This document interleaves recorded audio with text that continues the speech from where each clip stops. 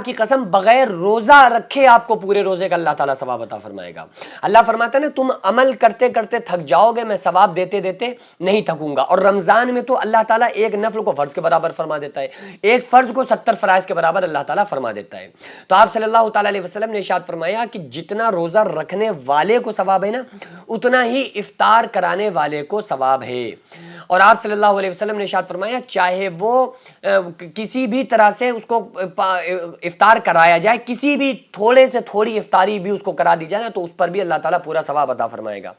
तो साहबा ने अर्ज किया कि या रसूलुल्लाह सल्लल्लाहु अलैहि वसल्लम, अगर किसी के पास खिलाने के लिए इफ्तारी ना हो तो फिर क्या करे? तो आप सल्लल्लाहु अलैहि वसल्लम ने इरशाद फरमाया, एक लस्सी का घूंट यानी दूध वगैरह का घूंट, या चाहे वो थोड़ा सा पानी ही क्यों ना हो, खजूर ही क्यों ना हो, तो वो भी अगर आप किसी रोजेदार को इफ्तार करा रहे हैं ना, सिर्फ एक खजूर के जरिए से, सिर्फ थोड़ा सा आप उसको पानी के जरिए से, लस्सी के जरिए से, तो उस पे भी अल्लाह ताला आपको पूरा सवाब अता फरमाएगा। जितना रोजा रखने वाले को सवाब मिल रहा है ना, उतना ही इफ्तार कराने वाले को अल्लाह ताला सवाब अता फरमाता है। और इससे रोजेदार के रोजे में कोई फर्क नहीं पड़ेगा, ना रोजेदार के सवाब में कोई कमी आएगी। मसलन आप ये सोचें कि भाई हमने इतनी मेहनत से रोजा रखा, पूरा दिन हम भूखे प्यासे रहे, अब कोई बंदा हमें जरा सी खजूर खिला दे, इफ्तार करा दे, तो उसको पूरा सवाब मिल गया। तो अब रोजेदार को सवाब मिलेगा या नहीं मिलेगा? तो आप सल्लल्लाहु अलैहि वसल्लम ने इरशाद फरमाया कि रोजेदार के सवाब में कोई कमी नहीं आती है। और ऐसा भी नहीं होता है कि रोजेदार का जो सवाब था उसको आधा आधा कर दिया गया, आधा इफ्तार कराने वाले को दे दिया गया, आधा रोजेदार को दे दिया गया। ऐसा सब नहीं है सिस्टम। बस जितना रोजेदार को सवाब मिलना था पूरा, वो तो मिला ही मिला, लेकिन जिसने इफ्तार कराया तो इफ्तार करने वाले को भी रोजेदार के बराबर सवाब मिलेगा। और रोजेदार के सवाब में 1% एक जर्रा भी कमी नहीं की जाएगी। यही तो अल्लाह ताला फरमाता है ना, कि मैंने आपको पहले बताया कि अल्लाह फरमाता है तुम अमल करते करते थक जाओगे, मैं सवाब देते देते नहीं थकूंगा।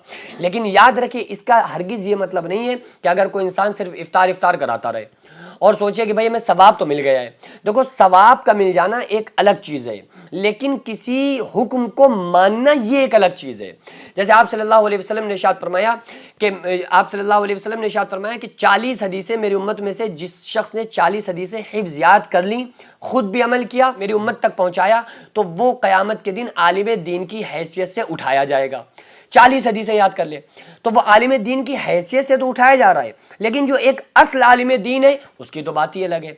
तो आपको अगर किसी को आप इफ्तार करा रहे हैं तो आपको रोज़ा रखने के बराबर सवाब तो मिल रहा है, लेकिन जो अगर आपने खुद रोज़ा नहीं रखा है तो उसका गुनाह, उसका वबाल भी आपको ज़रूर मिलेगा। आप सल्लल्लाहु अलैहि वसल्लम ने इरशाद फरमाया, अगर किसी इंसान ने एक रोज़ा बगैर बीमारी या बगैर किसी मजबूरी के छोड़ दिया और फिर सारी जिंदगी रोजे रखे, तो उसका पूरा हक अदा नहीं हो सकता। रोजेदार क़यामत के दिन अर्श के साए के नीचे खाता पीता मुस्कुराता होगा और बेरोजेदार हिसाबो किताब में मुलव्विज़ होगा। अगर ऐसा हो जाता ना कि आप इफ्तार करा दो तो आपको पूरा सवाब मिल गया और अब आपको रोजा रखने की जरूरत नहीं, तो फिर ये जो रईस लोग हैं, बड़े लोग हैं, ये तो फिर बस पैसा दे दे के गुलामों से अपने बुला लेते किसी को, भाई तुम्हें हमारे यहाँ जॉब करना है, तुम्हारा काम यह है कि पूरा दिन रोजा रखना है, पैसे ये पकड़ो। तो ये हो जाता ना। इस्लाम ने सबको बराबर रखा है, एक ही सफ में खड़े हो गए महमूद अयाज, न कोई बंदा रहा न कोई बंदा नवाज। यही तो रोजे का मतलब है ना, कि अगर कोई अमीर आदमी भी है ना तो उसको भी गरीब की भूख का एहसास हो, उसको ये एहसास हो कि हाँ, गरीबों को जब उनके पेट में खाना नहीं जाता है तो वो कैसा महसूस करते हैं, उनको कैसा लगता है।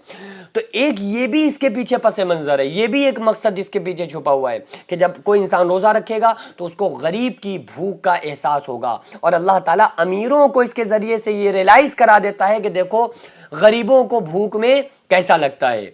तो बहरहाल अगर कोई इंसान रोज़ा छोड़ रहा है तो ये उसके लिए जायज़ नहीं है।